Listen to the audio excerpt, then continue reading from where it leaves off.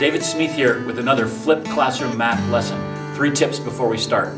First, you can adjust the playback speed if that helps you get through the video. Second, you can pause the video at any point to take notes or work the examples. Third, you can turn on the captions and read my words go by on the screen. Today's topic, simple interest.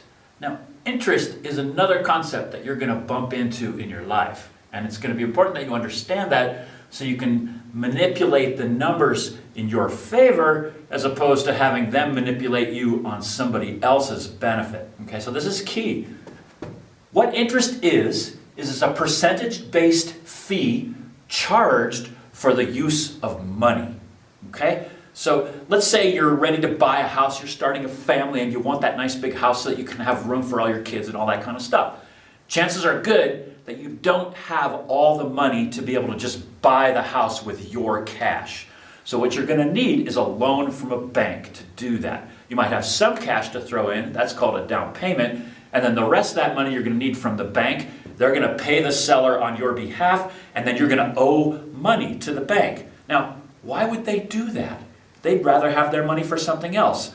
They do that because they're going to charge you an interest rate on the money that you borrowed. So that's an interest percentage-based fee charged to you based on using somebody else's money. On the other side of that, if you put money into a bank, like you buy a CD or in a savings account or any number of investments that you can do with the bank, that bank is going to pay you interest. So they're going to pay you a fee because they're going to take your money that you put in there and they're going to use it for something else while you don't need it. So you can either receive that fee or you can pay that fee. Just depends on the situation. Okay, so let's take a look. There's an equation for simple interest. It's pretty straightforward. Simple interest equals P times I times N. And let's break that down. P is the initial amount invested or borrowed. So let's say you bought that home, you needed a $100,000 loan to make up the difference between what you had and what the house cost. That $100,000 is your principal or the initial amount. I stands for interest rate, just like you would expect. It's the yearly percentage interest rate. Finally, N is the time in years. So if you borrowed that money for 5 years, then N would be 5. All right, so let's use that equation to do an example. Check this out. Let's say you invest $35,000 in your bank. You put that into your savings account. Your bank is, thank you very much. They're going to give you 8% back for the use of that $35,000. They might take some of that money and loan it to another person who's buying a house or buying a car or something like that. So while you don't have that money, they're going to pay you 8% per year for the use of it. Lastly, let's say this is a 3-year CD. So a CD is something where you agree with the bank, you say, here's my money, I don't want it back for 3 years. Okay, so our amount invested, our P is $35,000, our I is 8, and our N is 3 years. So let's find out how much interest we earn. So that's going to be, I'm going to abbreviate simple interest, I'm just going to use SI for that. SI is going to equal our initial amount, $35,000 times our yearly interest rate. Now remember, it has to be a decimal, so this is 0.08, and then we're going to multiply that by 3.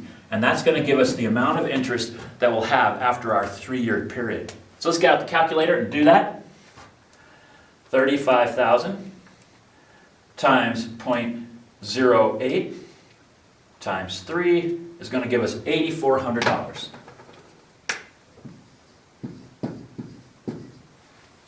Pretty cool. Now I want to make a point about this. This is what we call passive income. And it's the kind of income that you should really, really like. Because guess what? I didn't have to work. I had $35K in the bank. I gave it to my bank. They pay me 8% interest rate. After 3 years, I got $8,400. I didn't do anything. I was out doing other stuff in my life. So the point here is that if you can get this number up really big, then you can actually work less in your life. This is what retirement is about. When you hit that certain age, 65, 70, you're hoping that you have enough money, enough assets, that the interest that they pay you every month is enough to live on. So guess what? You don't have to work anymore. Okay, let's do another example. This one a little bit more complicated. It's got a little twist to it. So let's check this out. $21,500. Let's put our dollar sign on there, David. $21,500 is invested at 8% per year for 10 months. Okay, so it's not being invested for the whole year, just for 10 months. How much interest is earned? Okay, so before we address this issue of the 10 months, let's just define our variables. Our P is our $21,500. Our I is our 8%. And I'm just going to write that as 0.08 just so we know. That's our decimalized percentage. Now our N, what is our N? It's not a whole year. So it is 10 out of 12 months. That's our N. Okay, so we don't quite have a year. We have 10/12ths of a year. That's the only difference. Now we can chain this all together and get our SI is going to equal 21,500 times 0.08 times 10/12. Okay. Now you may want to turn this into a decimal and write that here. I have a way to do this without doing that. So watch how this works. Get out my handy dandy calculator and let's calculate away. 21,500 times 0.08. Now, when I have multiplication by a fraction, all I need to do is multiply it by the top one and then divide it by the bottom one. Pretty simple. So I'm just going to do times 10 equals that, divided by 12 equals that, and I get $1,433.33. So that interest is going to be 1,433.33. Okay, let's do one last simple interest calculation. This one's going to be more complicated than the last one. Now remember, the last one was for 10 out of 12 months, so we used that fraction for our time, for our N in the formula. This time, it's a little bit more difficult to figure out. So check this out. Find the interest on a loan of $62,000 that starts on May 2nd and ends on July 21st. So we have a certain amount of days that this loan runs for. The interest rate on the loan is 6.25%. So what we need to do is we need to figure out how many days this loan runs out of 365 days. And that will give us our N for our formula. So I jotted down a couple things up here. May has 31 days, June has 30. So let's count up our days. So in May, it's starting on the 2nd, not on the 1st. So May has 30 days. June also has 30 days. And then July, what does July have? Well, we go to the 21st, so that's easy. That's just 21 days. So our total days, 30, 60, is 81 days. So our N is going to be 81 out of 365.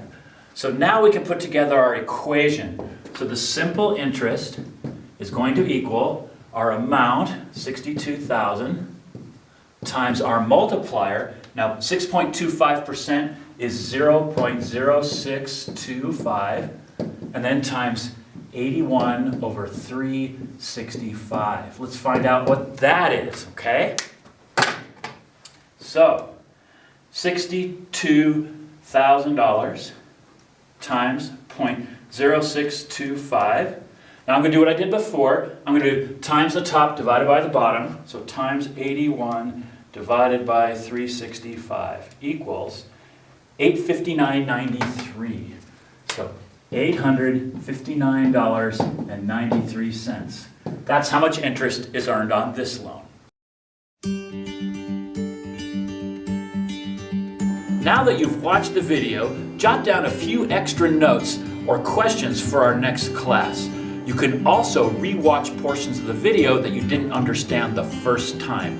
If you enjoyed the video, please click like, and if you'd like to help me grow my YouTube channel, please click subscribe.